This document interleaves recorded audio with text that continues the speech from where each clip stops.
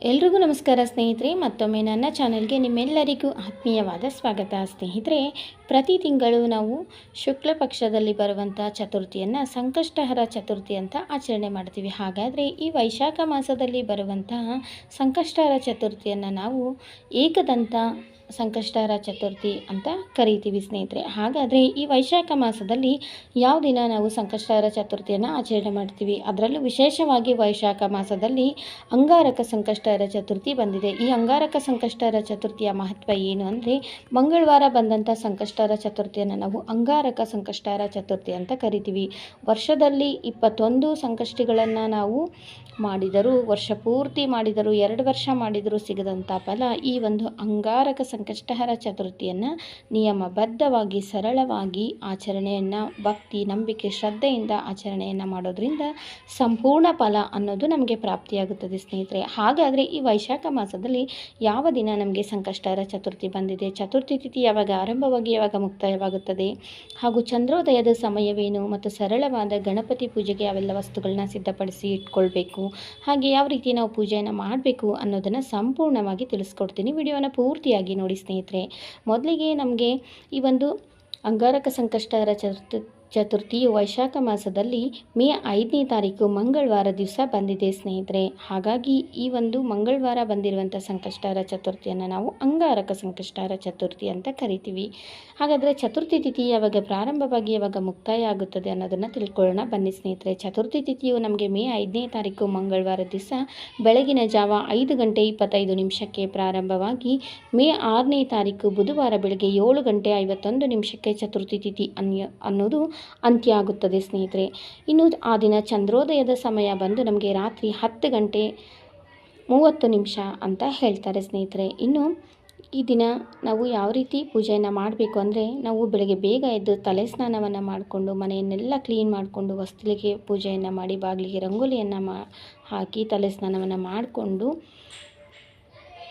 ದೇವರ ಮುಂದೆ ದೀಪವನ್ನು ಹಚ್ಚಿ ಕುಲದೇವರು ಮನೆ ದೇವರ ಹತ್ರ ಪ್ರಾರ್ಥನೆಯನ್ನು ಮಾಡಿಕೊಂಡು ಮುಖ್ಯವಾಗಿ ಗಣಪತಿಗೆ ಪ್ರಾರ್ಥನೆಯನ್ನು ಮಾಡಿಕೊಳ್ಬೇಕು. ಕೈಯಲ್ಲಿ ಹೂವು ಮತ್ತು ಅಕ್ಷತೆಯನ್ನು ಹಿಡ್ಕೊಂಡು ಸಂಕಲ್ಪವನ್ನು ಮಾಡಿಕೊಳ್ಬೇಕು. ಈ ಒಂದು ಅಂಗಾರಕ ಸಂಕಷ್ಟಹರ ಚತುರ್ಥಿ ಮಂಗಳವಾರ ಬಂದಿರೋದ್ರಿಂದ ನಾನು ಇಡೀ ದಿನ ನಿರಾಹಾರಿಯಾಗಿ ಉಪವಾಸ ಇದ್ದು ಇಡೀ ದಿನ ನಾನು ಯಾವುದೇ ರೀತಿಯಾದಂಥ ಕೋಪ ತಾಪವನ್ನು ಮನಸ್ಸಿನಲ್ಲಿ ತಂದುಕೊಳ್ಳದೆ ಇಡೀ ದಿನ ಸಮಾಧಾನದಿಂದ ಭಗವಂತ ನಿನ್ನ ವ್ರತವನ್ನು ಆಚರಣೆ ಮಾಡ್ತೀನಿ ಅಂತ ಗಣಪತಿ ಹತ್ರ ಸಂಕಲ್ಪವನ್ನು ಮಾಡಿಕೊಂಡು ಆ ನಂತರ ಇಡೀ ದಿನ ನಾವು ಉಪವಾಸವನ್ನು ಇದ್ದು ಪೂಜೆಯನ್ನು ಮಾಡಬೇಕಾಗುತ್ತದೆ ಸ್ನೇಹಿತರೆ. ಸರಳವಾಗಿ ನಾವು ಯಾವ ರೀತಿ ಪ್ರತಿ ತಿಂಗಳು ಪೂಜೆಯನ್ನು ಮಾಡ್ತೀವಲ್ಲ ಅದೇ ರೀತಿ ಪೂಜೆಯನ್ನು ಮಾಡಬೇಕು. ಮುಖ್ಯವಾಗಿ ಗಣಪತಿ ವಿಗ್ರಹಕ್ಕೆ ಅಭಿಷೇಕವನ್ನು ಮಾಡಿ ಆ ನಂತರ ಕೆಂಪು ಗಂಧ, ಹೂವು, ಅಕ್ಷತೆ ಎಲ್ಲವನ್ನು ಏರಿಸಿ ಪೂಜೆಯನ್ನು ಮಾಡಬೇಕಾಗುತ್ತದೆ. ಮುಖ್ಯವಾಗಿ ಗಣಪತಿಗೆ ಬಿಲ್ಪತ್ರೆ, ಗರಿಕೆ, ಕೆಂಪು ಗುಲಾಬಿ ಹೂಗಳು, ಕೆಂಪು ದಾಸವಾಳದ ಹೂಗಳು, ಕೆಂಪು ಬಣ್ಣದ ಹೂಗಳಿಂದ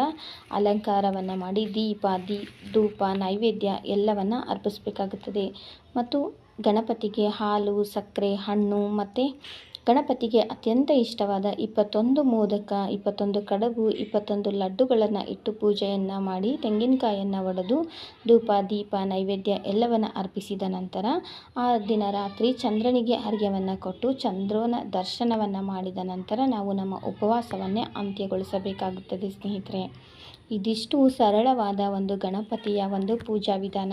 ಅದೇ ರೀತಿ ಗಣಪತಿ ಪೂಜೆಯನ್ನು ಮಾಡಿದ ನಂತರ ಗಣಪತಿಯ ಒಂದು ಪೂರ್ವದ ಒಂದು ಕತೆ ಮತ್ತು ಪ್ರತಿ ಮಾಸದ ಅಂದರೆ ಈ ಸರಿ ಬಂದಿರುವಂಥ ವೈಶಾಖ ಮಾಸದ ಒಂದು ಕಥೆಯನ್ನು ಕೇಳೋದ್ರಿಂದ ನಮಗೆ ಈ ಒಂದು ಗಣಪತಿಯ ಸಂಪೂರ್ಣ ವ್ರತದ ಒಂದು ಫಲ ಅನ್ನೋದು ನಮಗೆ ಪ್ರಾಪ್ತಿಯಾಗುತ್ತದೆ ಸ್ನೇಹಿತರೆ. ನಾನು ಈ ಒಂದು ವೈಶಾಖ ಮಾಸದ ಕಥೆಯನ್ನು ನಾನು ನಾಳೆ ನನ್ನ ಚಾನಲ್ನಲ್ಲಿ ಅಪ್ಲೋಡ್ ಮಾಡ್ತೀನಿ ಸ್ನೇಹಿತರೆ. ಅದಕ್ಕಿಂತ ಮುಂಚೆ ಪೂರ್ವದ ಕಥೆಯನ್ನು ನಾನು ಈಗಾಗಲೇ ಅಪ್ಲೋಡ್ ಮಾಡಿದ್ದೀನಿ, ಅದರ ಲಿಂಕನ್ನು ಕೊಟ್ಟಿರ್ತೀನಿ. ಯಾರಾದರೂ ಅದನ್ನು ಚೆಕ್ ಮಾಡಿದರೆ ನಿಮಗೆ ಅದು ಕತೆ ಅನ್ನೋದು ಸಿಗುತ್ತದೆ, ಅದನ್ನು ನೀವು ಕೇಳ್ಬೋದು. ಇಲ್ಲಾಂದರೆ ನಿಮ್ಮ ಹತ್ರ ಬುಕ್ ಇದ್ದರೆ ಆ ಬುಕ್ಕಲ್ಲಿ ಕಥೆಯನ್ನು ಕೊಟ್ಟಿರ್ತಾರೆ ಸಂಪೂರ್ಣವಾಗಿ. ಪೂರ್ವ ಕಥೆಯನ್ನು ಓದಿದ ನಂತರ ಪ್ರತಿ ಮಾಸದ ಒಂದು ಕಥೆಯನ್ನು ಓದಬೇಕು. ಈ ರೀತಿ ಮಾಡೋದ್ರಿಂದ ನಮಗೆ ಸಂಕಷ್ಟಹರ ಚತುರ್ಥಿ ವ್ರತವನ್ನು ಆಚರಣೆ ಮಾಡಿದಂಥ ಸಂಪೂರ್ಣವಾದ ಒಂದು ಫಲ ಅನ್ನೋದು ನಮಗೆ ಪ್ರಾಪ್ತಿಯಾಗುತ್ತದೆ ಸ್ನೇಹಿತರೆ. ತಿಳ್ಕೊಂಡ್ರಲ್ಲ ಸ್ನೇಹಿತರೆ, ವೈಶಾಖ ಮಾಸದಲ್ಲಿ ಯಾವ ದಿನ ನಾವು ಸಂಕಷ್ಟಹರ ಚತುರ್ಥಿಯನ್ನು ಆಚರಣೆ ಮಾಡಬೇಕು, ಅಷ್ಟೇ ಅಲ್ಲದೆ ವೈಶಾಖ ಮಾಸದಲ್ಲಿ ಈ ವರ್ಷ ಅಂದರೆ 2026ರ ಮೇ 5ನೇ ತಾರೀಕು ಮಂಗಳವಾರ ದಿವಸ ಅಂಗಾರಕ ಸಂಕಷ್ಟಹರ ಚತುರ್ಥಿ ತಿಥಿ ಯಾವಾಗ ಆರಂಭವಾಗಿ ಯಾವಾಗ ಮುಕ್ತಾಯವಾಗುತ್ತದೆ, ಚಂದ್ರೋದಯದ ಸಮಯವೇನು ಮತ್ತು ಸರಳವಾದ ಗಣಪತಿ ಪೂಜೆಯ ವಿಧಾನ ಎಲ್ಲವನ್ನು ನಾನು ಸಂಪೂರ್ಣವಾಗಿ ತಿಳಿಸ್ಕೊಟ್ಟಿದ್ದೀನಿ. ದಯವಿಟ್ಟು ವಿಡಿಯೋವನ್ನು ಸ್ನೇಹಿತರೆ ಎಲ್ಲರಿಗೂ ಶೇರ್ ಮಾಡಿ, ಇಷ್ಟ ಆದರೆ ಲೈಕ್ ಮಾಡೋದನ್ನು ಮರಿಬೇಡಿ. ಹೊಸಬ್ರು ಯಾರಾದರೂ ನನ್ನ ಚಾನಲ್ನ ನೋಡ್ತಾ ಇದ್ದರೆ ಪ್ಲೀಸ್ ದಯವಿಟ್ಟು ಸಬ್ಸ್ಕ್ರೈಬ್ ಮಾಡಿಕೊಂಡು ಸಪೋರ್ಟ್ ಮಾಡಿ. ಮತ್ತೊಂದು ಒಳ್ಳೆಯ ಮಾಹಿತಿಯೊಂದಿಗೆ ನಾನು ಮತ್ತೆ ಸಿಗ್ತೀನಿ ಸ್ನೇಹಿತರೆ. ವಿಡಿಯೋವನ್ನು ಕೊನೆವರೆಗೂ ನೋಡಿದಂಥ ಎಲ್ಲರಿಗೂ ಧನ್ಯವಾದಗಳು.